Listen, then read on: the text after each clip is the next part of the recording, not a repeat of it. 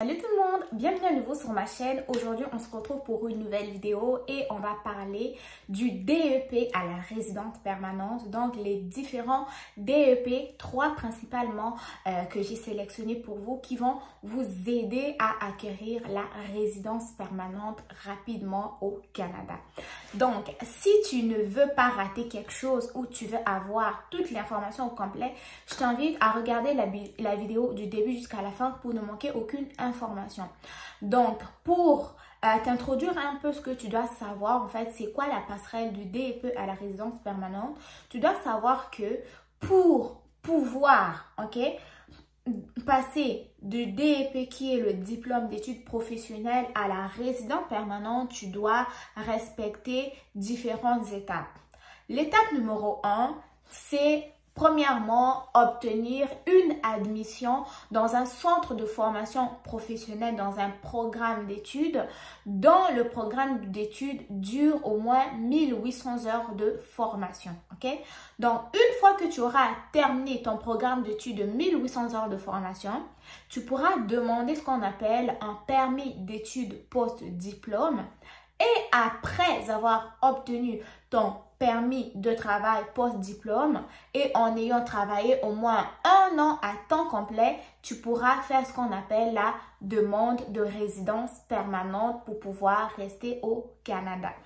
Cependant, moi, dans cette vidéo, je te présente 3 différents programmes de formation qui durent 1800 heures, donc qui te donnent déjà une admissibilité au permis d'études parce que, comme tu sais, tu ne peux pas avoir un permis d'études dans une formation professionnelle qui dure moins de 1800 heures de formation.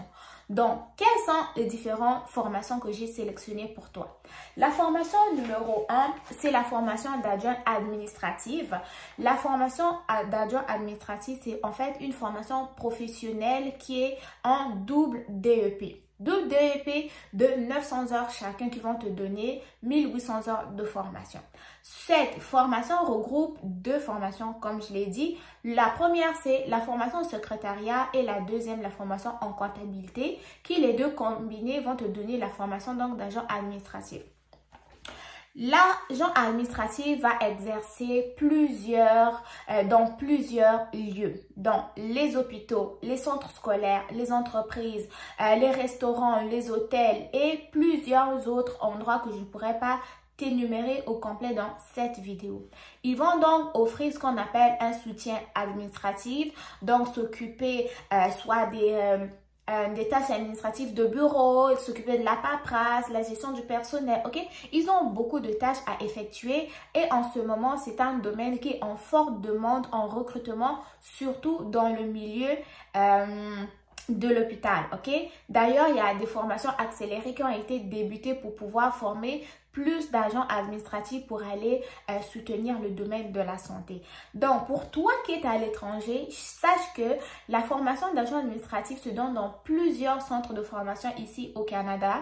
Elle dure 1800 heures, donc elle est admissible au permis d'études qui te donne la possibilité de venir travailler au Canada.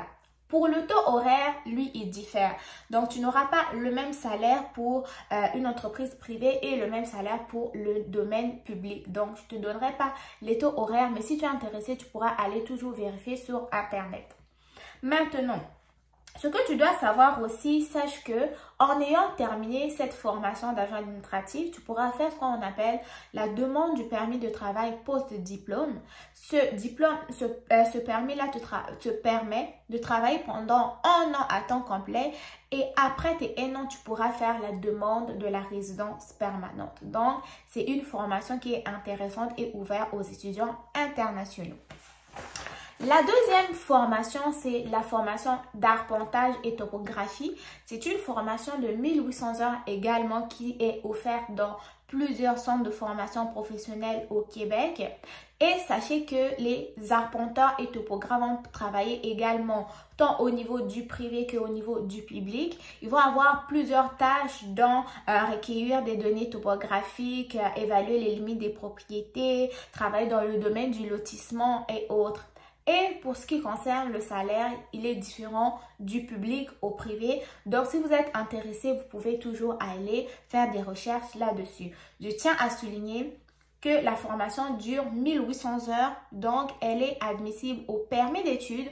Permis d'études, après la formation, vous faites la demande du permis de travail post-diplôme. Et à la fin de cette formation-là, vous faites, après avoir travaillé 1 an avec votre permis de travail post-diplôme, vous pourrez faire ce qu'on appelle la demande de la résidence permanente et enfin pouvoir rester au Canada après vos études. La dernière formation, c'est la formation en dessin et bâtiment. La formation de dessin et bâtiment, comme son nom l'indique, vous allez travailler beaucoup dans le domaine du bâtiment. Vous pouvez travailler avec des architectes, vous pouvez travailler en votre compte aussi. Vous pouvez soit travailler pour une entreprise, pour le public ou même en tant que travailleur autonome. La durée de la formation, c'est 1800 heures. Une fois de plus, admissible au permis d'études, admissible au permis d'études post-diplôme et enfin, après 1 an de travail, vous allez pouvoir faire la demande de la résidence permanente, ok? Donc, ces différentes formations que je viens de vous donner sont des formations qui sont no stress pendant la formation. Vous n'êtes pas stressé, vous n'avez pas beaucoup de par cœur à apprendre, mais ce sont des domaines qui sont manuels, qui sont stimulants, où donc vous allez quand même avoir du plaisir dans votre travail, où vous allez aller travailler avec envie, avec sourire et non avec contrainte. Vous pouvez opter pour travailler dans le privé ou dans le public comme vous voulez, mais sachez que si vous êtes à l'étranger et que vous voulez faire la formation, ces formations-là sont ouvertes pour les étudiants internationaux également.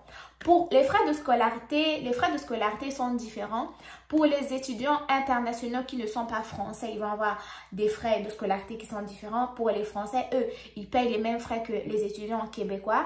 Mais moi, je ne vous donnerai pas une estimation des frais parce que les frais vont varier selon les centres de formation et aussi à chaque année. Donc, si vous voulez en apprendre davantage sur ces différentes formations, retrouvez-moi en barre d'informations. Vous allez avoir les liens pour chaque formation, en apprendre davantage. Et moi, si je vous ai appris quelque chose dans cette vidéo, n'hésitez pas à me le dire dans les commentaires. N'oubliez pas de liker, s'il vous plaît, la vidéo pour permettre à ce que d'autres personnes puissent la voir. Si possible, de partager aussi, c'est bien. Mais sinon, n'oubliez pas de vous abonner si vous êtes nouvelle et d'activer la cloche de notification parce que ici, on publie beaucoup de vidéos chaque semaine pour pouvoir partager les informations à la communauté. Donc, prenez soin de vous, faites attention à vous. On se retrouve très bientôt pour une nouvelle vidéo. Bye bye!